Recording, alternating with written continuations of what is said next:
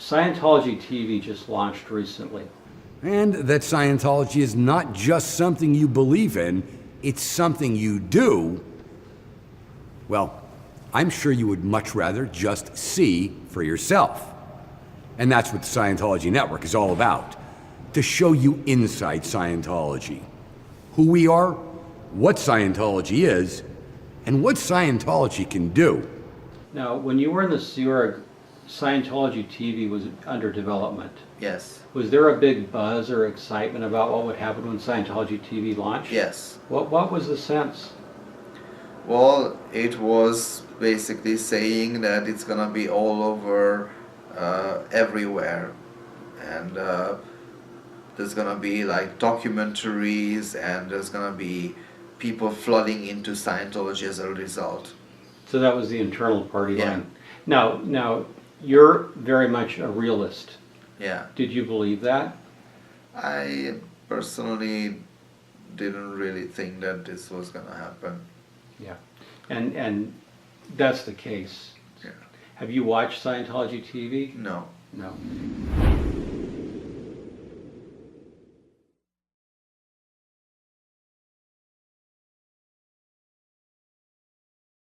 I'm David Miscavige, and this is the Scientology Network. You can watch it on YouTube, and it seems to be pretty much a repeating infomercial. Same thing over and over, what would one expect. Did they do filming on the free ones when you were there? Yeah. Well, the way this was all supposed to work, that each organization, like each local church, would have a team that actually does all the different footage, and then it would be sent into a central location where it gets edited. And what they said, that before they can launch the channel, there has to be enough footage for 6 months ahead, and this is why it wasn't being launched yet. That's what we were told.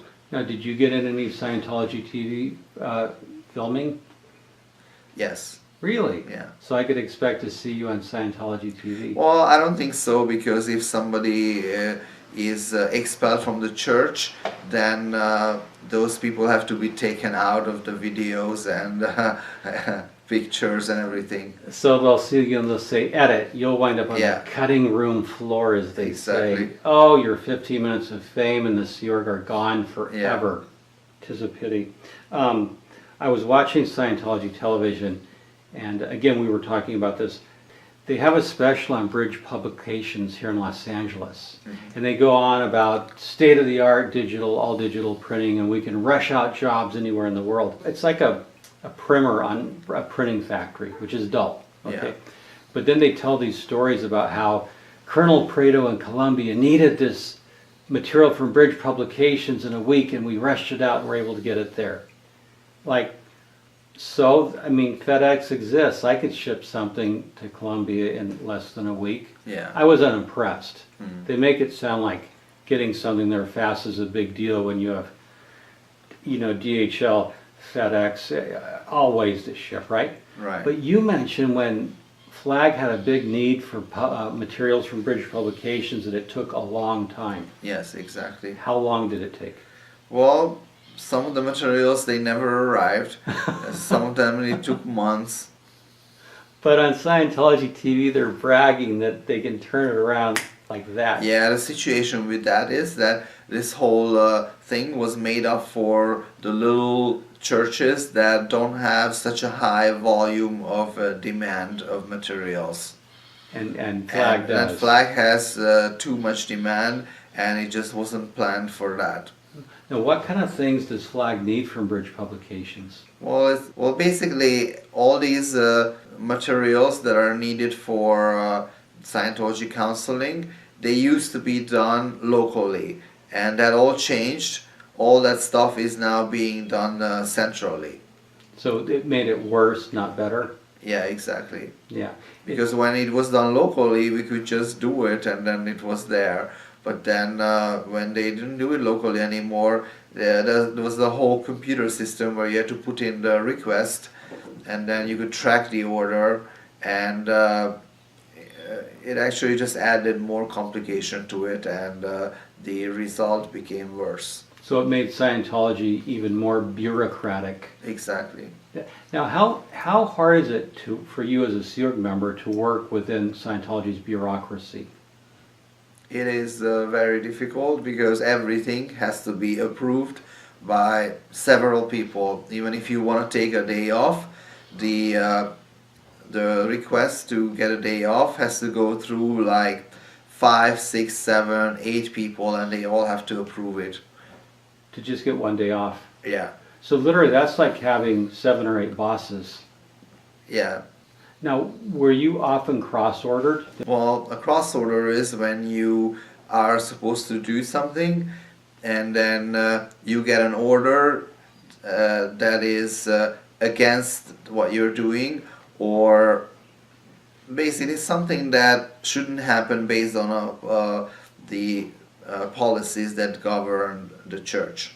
So if you were ordered to do a particular task, somebody else could come along and order you to do something else. Exactly.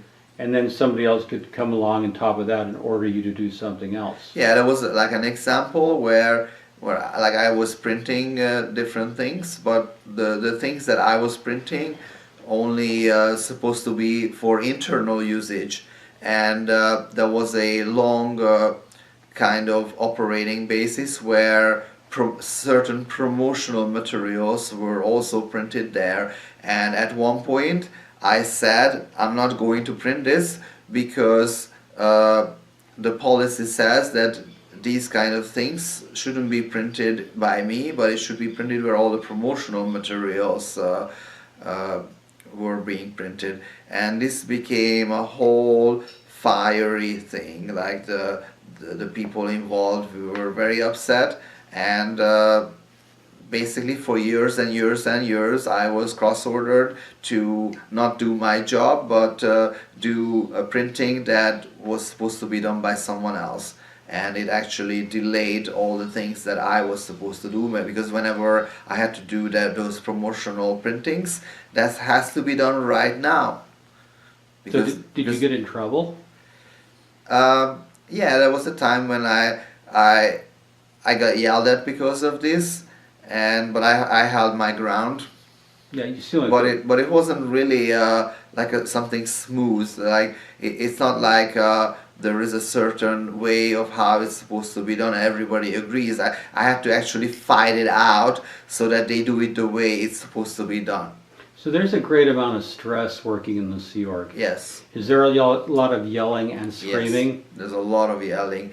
And the people that yell most are the high executives, the captain. The people who become managers in the Sea Org tend to be those who can scream, dominate, yes, bully.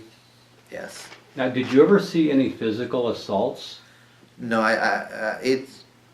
I never seen anything going to that extent. Yeah. But the mental assault is just as bad.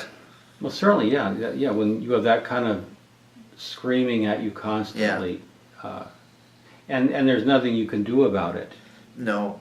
No. Now, as a foreign national working in America, did you have possession of your passport at all times? No, all passports are kept centrally. Now, that's illegal. What would have happened if you had asked for your passport? I could only get it for like specific things. Like, let's say I wanted to open a bank account and I need my passport, then I would have to request it, and after that I would have to return it. The reason why they do this, because they are afraid of people disappearing. So if you were allowed to keep your passport, you could leave. Yeah, exactly. You could blow or escape. Yeah. Peter, you were in the Sea Org for 20 years. Yes. Yeah, what is the last straw? What causes you to blow, to escape from the Sea Org? There was already a lot of problems with my seniors, like in terms of yelling at me and stuff like that. But somehow I survived that. But then there was a time when everybody on the ship got a day off, and my wife, like the part of the day off was like a nice dinner and a movie, and there was this specific day when we were supposed to go out to the movies. And